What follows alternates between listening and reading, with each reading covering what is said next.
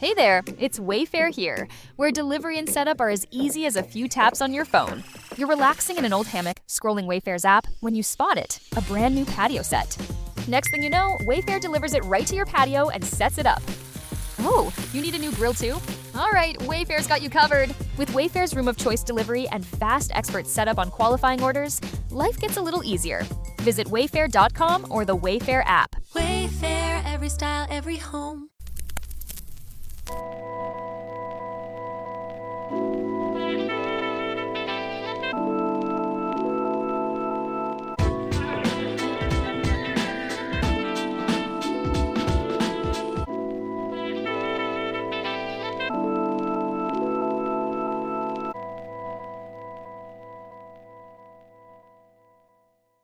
Welcome to the Black Tax.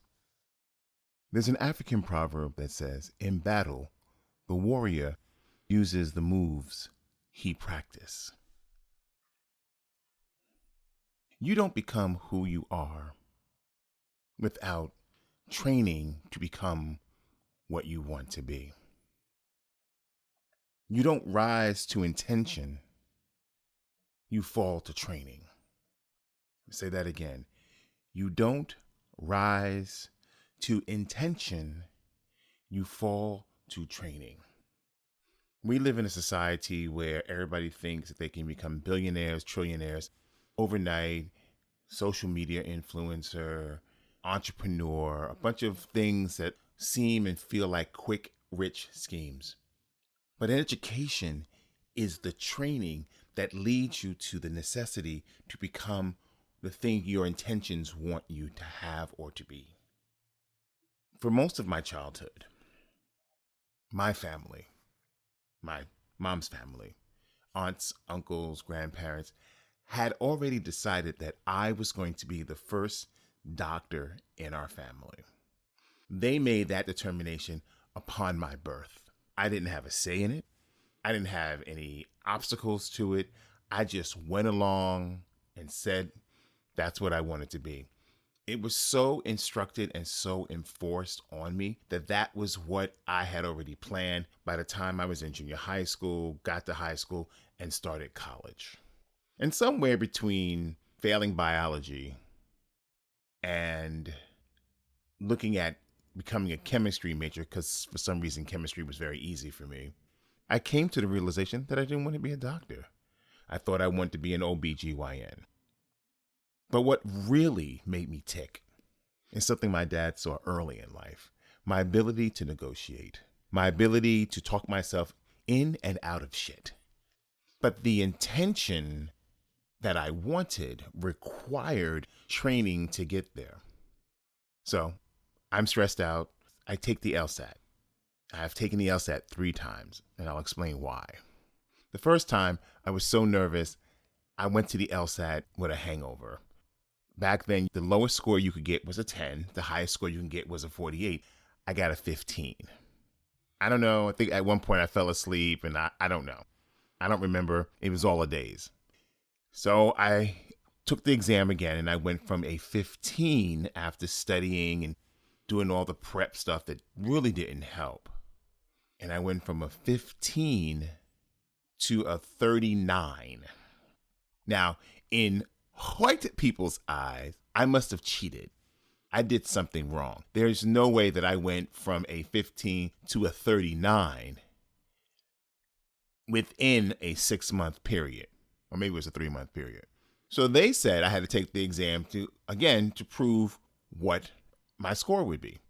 So the next exam came up. I took the exam again, and instead of getting a 39, I got a 45. So now they're confused. But this is where it gets fucked up. Instead of taking the highest score, they took all 3 scores and they averaged them out. That gave me the score that eventually got me into law school, got my scholarship and all the other shit. But the training prepared me for the intention to complete law school. Again, the training of taking those exams prepared me for the intention of completing law school, as well as preparing me to how racist this place and business and career is going to be. I have a very unique set of skills. I've talked about this two podcasts before, but I am both suit and a creative.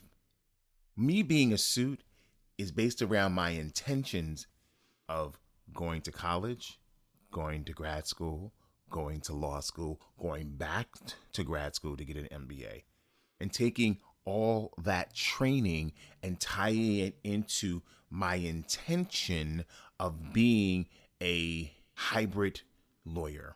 And when I say that, some people are like, what is a hybrid lawyer? As an intellectual properties lawyer, I look at things from 4 perspectives: business, legal, creative, marketing. All 4 are what I do with a widget. A widget is the product.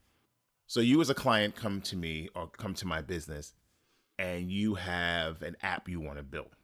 We're going to look at what are the legal responsibilities of the app, what is the business model and the ancillary rights attached to the business model, what is going to be the marketing of this app, to whom, why this audience, can it be global, can it not be global?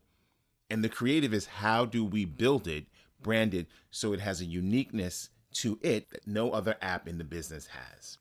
That's why I'm a hybrid, because with my degrees, my education, it has afforded me these things. But none of this is possible without my training, and the training led to the intention of building. I did not want to be a practicing lawyer. I did not want that lifestyle. I had interned, I had seen it. It wasn't for me. I wanted to run a media company. I wanted the opportunity to be able to step in, grow in the company, eventually become the CEO. But I didn't count on one thing. And my training didn't prepare me for this. Well, maybe it did. And my intention was pure, but my color was poison in their eyes. Because their limited scope, based around their training of who we were as people, dismissed the intention or the possibility of what I could become and or contribute to building and branding a company. In this battle, the warrior that you are helps you to move the way you need to move, because you've practiced and failed and got back up, because your intentions was to achieve the goal you set forth for yourself.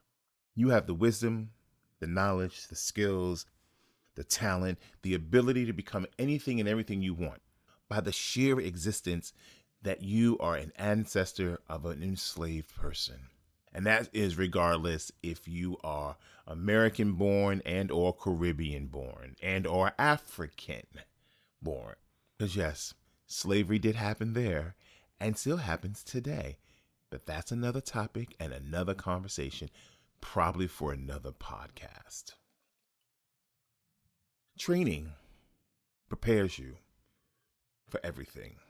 Training gives you a foundation for your intention to do what you need to do. Endless amount of scripts that I used to read as an agent trained me to be a better writer, trained me to be a better character descriptor, trained me to be able to tell stories in a unique, colorful way that met my personality. See, the education, the reading, the listening, to watching was all training to meet my intention so that I could achieve the goals I want to achieve. Now, I want you to think about training, what your training is, what your training has been.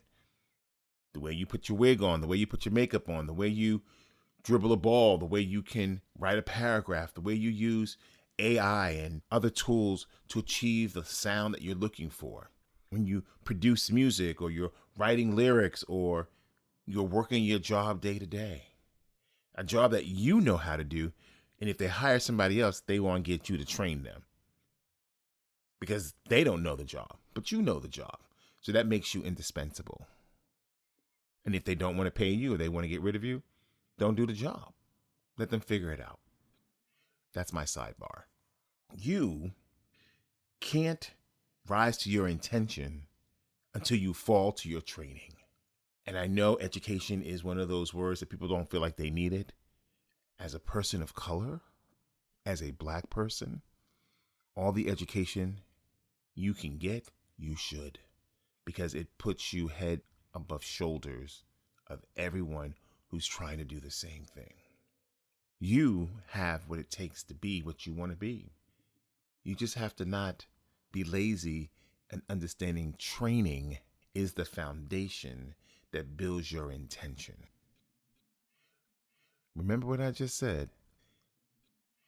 Training builds your foundation for your intention to succeed. Stay woke. We out.